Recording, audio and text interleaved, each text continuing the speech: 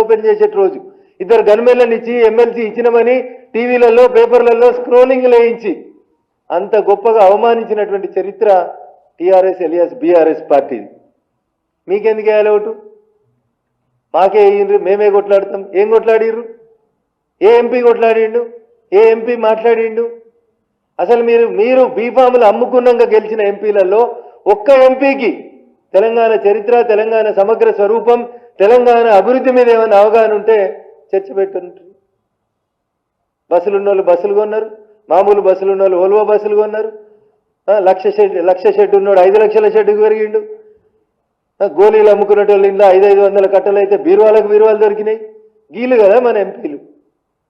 బాగా మాట్లాడుతారు కదా. ఎన్నడన్నా కేసీఆర్ చెప్తాడా, కేటీఆర్ చెప్తాడా, హరీష్ చెప్తాడా చెప్పాలి.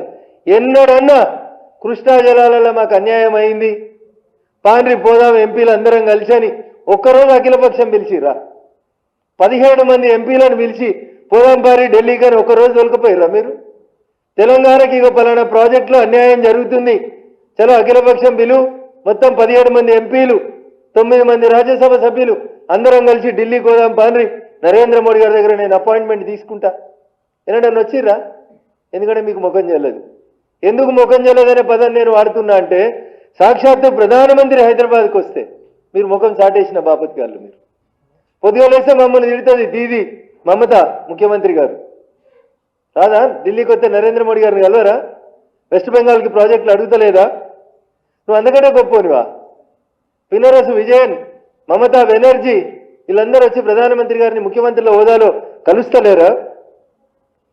ఆఖరికి నిన్నటిదాకా కాంగ్రెస్ ముఖ్యమంత్రులు ఎవరు? ఛత్తీస్గఢ్ ముఖ్యమంత్రి భూపేష్ బగల్ పోయి కలిసి వస్తుండే, రాజస్థాన్ ముఖ్యమంత్రి గెహ్లోట్ కలిసి వస్తాడు. ఆఖరి మీరు పొద్దుగాలైతే ఎక్కిరిచ్చే రేవంత్ రెడ్డి గారు కూడా ముఖ్యమంత్రి అయినాక పోయి ప్రధానమంత్రిని కలిసి వచ్చిండు. ఏం చెప్పిండు రేవంత్ రెడ్డి గారు? సిద్ధాంతపరంగా వాళ్ళు తూర్పు అయితే మేము పడమరా. ఏం చెప్పిండు రేవంత్ రెడ్డి అనేటువంటి తెలంగాణ ముఖ్యమంత్రి గారు ప్రధానమంత్రిని కలిసి వచ్చినాక ఏం చెప్పిండు?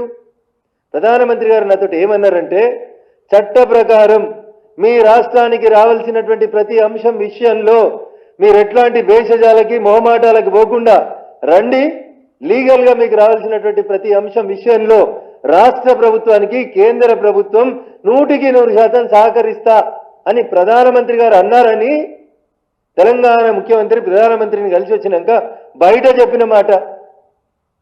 ఇంకో మాట కూడా చెప్పిండు రేవంత్ రెడ్డి గారు తెలంగాణ ముఖ్యమంత్రి హోదాలో.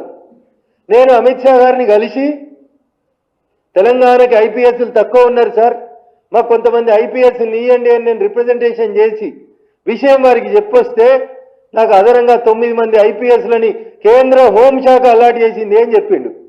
ఆయన ముఖ్యమంత్రి 45 రోజులు, 2 నెలలు కాలేదు. మరి మీరు 10 ఏళ్ళు అయింది కదా హరీష్ రావు గారు, ఎందుకు వద్దలేరు ఢిల్లీకి? ఎందుకు అడుగుతలేరు భారతీయ జనతా పార్టీ ప్రభుత్వాన్ని? నరేంద్ర మోడీ గారిని ఎందుకు అడుగుతలేరు? ఎందుకంటే మనకు ముఖం చెల్లదు కాబట్టి, ఏది పడితే అది మాట్లాడతాం కాబట్టి, అడ్డగోలు నోరు వారేసుకున్నాం కాబట్టి భారత ప్రధానమంత్రి మీద. అందుకని మీకు ముఖం చెల్లకుండా మీరు పోయినారు. మేము భారత ప్రభుత్వంగా నరేంద్ర మోడీ గారి నాయకత్వంలో ఈ దేశం క్లిష్ట పరిస్థితిలో ఉన్న ప్రతి సందర్భంలో అఖిలపక్షాన్ని పిలిచినాం.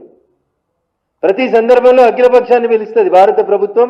నరేంద్ర మోడీ గారి నాయకత్వంలో ప్రతి సందర్భంలో దేశం ఒక క్లిష్ట పరిస్థితిని ఎదుర్కొన్న ప్రతి సందర్భంలో అఖిలపక్షాన్ని పిలిచి అన్ని పార్టీల అభిప్రాయాన్ని గౌరవిస్తాం, సేకరిస్తాం.